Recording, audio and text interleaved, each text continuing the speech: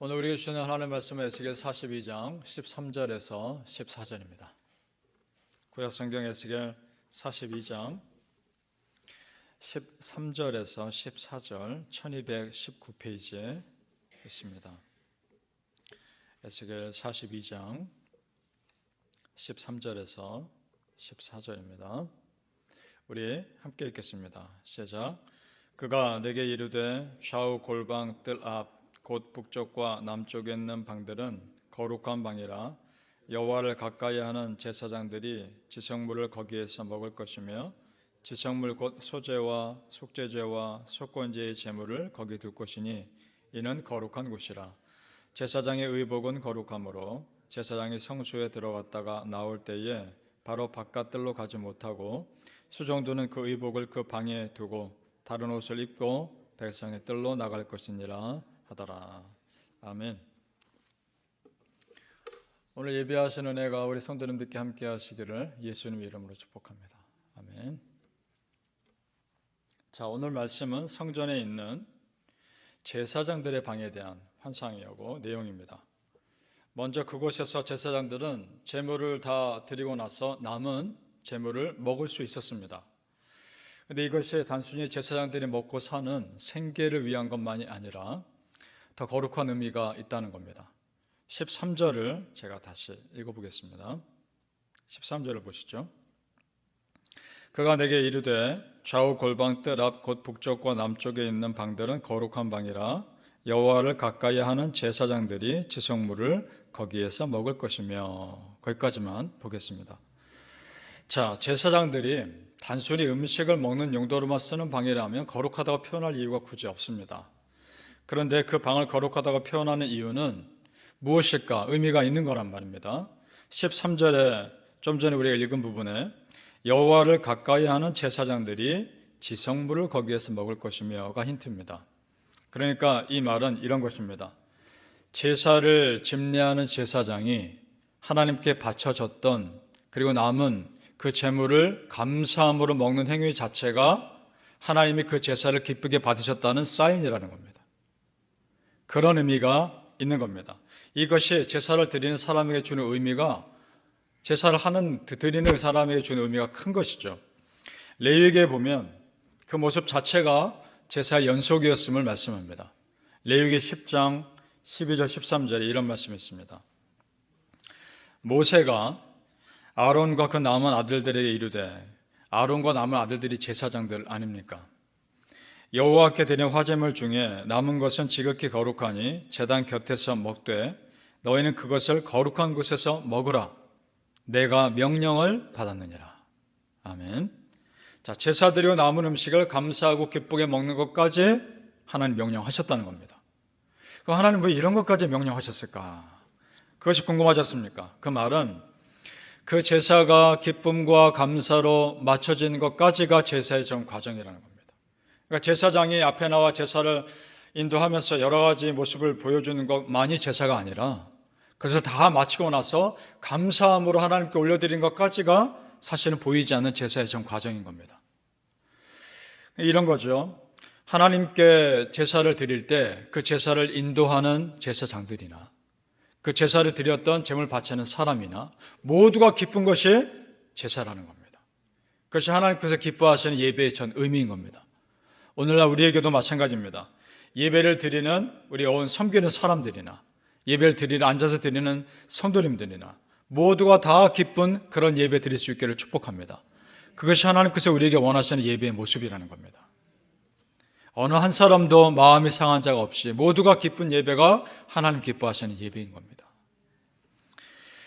자, 이 제사장의 방에 용도가 하나 더 있었습니다. 14절을 보십시오. 우리 다시 한번 같이 읽어볼까요? 14절입니다. 시작. 제사장의 의복은 거룩하므로 제사장이 성소에 들어갔다가 나올 때에 바로 바깥들로 가지 못하고 수종도는 그 의복을 그 방에 두고 다른 옷을 입고 백성의 뜰로 나갈 것이니라 하더라. 아멘. 제사 드릴 때 예복이 있지 않습니까? 그것을 밖에 뜰에 사람 만나러 나갈 때 입지 말라는 겁니다. 그 거룩한 옷은 제사장의 방에 잘 간직해 두고 밖에 나가 사람들 만날 때는 다른 옷으로 입고 나가 만나라는 겁니다. 무슨 말입니까? 성전 안에서의 일과 바깥 세상의 일을 구별하라는 겁니다. 그런 의미가 있습니다. 이것이 오늘 우리에게 어떤 영적인 의미가 있을까? 그것이 중요하지 않겠습니까? 그것은 내가 예배 때 받은 은혜를 세상에 나가 살면서 잊어버리지 않게 간직하라는 겁니다. 믿습니까? 내가 주일 예배 때 충만히 받은 은혜를 세상에 살면서 잊지 않도록 내 마음 속에 잘 보관해 두라는 겁니다. 그런 은혜가 있기를 축복합니다. 이렇게 해보십시오, 우리 성도님들. 내 주변에 내 마음을 빼앗고 흔드는 일들이 얼마나 많습니까? 자칫 잘못하면 예배 때 받은 은혜를 빼앗기기 쉽상이죠. 사단은 그런 공격이 전문가 아닙니까? 어떻게 하면 내 마음을 흔들지 사단은 너무나 정확히 압니다. 그래서 내 믿음 내가 지키는 겁니다. 이렇게 하는 겁니다. 나의 거룩함을 지키기 위해서 나 스스로를 구별하는 겁니다. 마치 제사장이 자기 예배 때 썼던 거룩한 의복과 사람들 만났을 때 입는 옷을 구별하는 것처럼 내가 믿음을 흔들 만한 상황이 있다면 내 스스로를 구별해서 거기서 나를 어느 정도 거리를 유지하는 겁니다. 나를 구별해서 멀리 띄우는 겁니다. 그렇게 내 믿음 지키는 겁니다. 그러실 수 있기를 바랍니다. 성도님들, 무엇보다 여러분 안에 있는 거룩함 잃어버리지 않도록 애쓰시기를 축복합니다. 오늘 말씀은 우리가 구별된 삶을 살아야 함에 대한 또 다른 강조를 하고 있는데 성전을 측량하는 것으로 표현합니다. 20절을 보십시오. 20절 같이 읽어보겠습니다. 20절 말씀 시작. 그가 이같이 그 사방을 측량하니 그 서방 담 앞마당의 길이가 500척이며 너비가 500척이라. 그 다음은 거룩한 것과 속된 것을 구별하는 것이더라. 아멘. 그러니까 이 담의 목적, 성전을 둘러싸고 있는 벽의 목적이 성전과 세상을 구별하는 겁니다. 그렇게 높지도 않았을 겁니다. 그런 벽이 있다는 것 자체가 세상과 성전은 다르다는 심리적인 구별감을 준다는 겁니다. 오늘날 교회도 마찬가지입니다. 교회는 그저 세상 속에 하나의 건물로 존재하는 것처럼 보일 겁니다. 세상 사람들이 보기에. 그러나 우리 믿는 자들에게 교회는 그 이상입니다.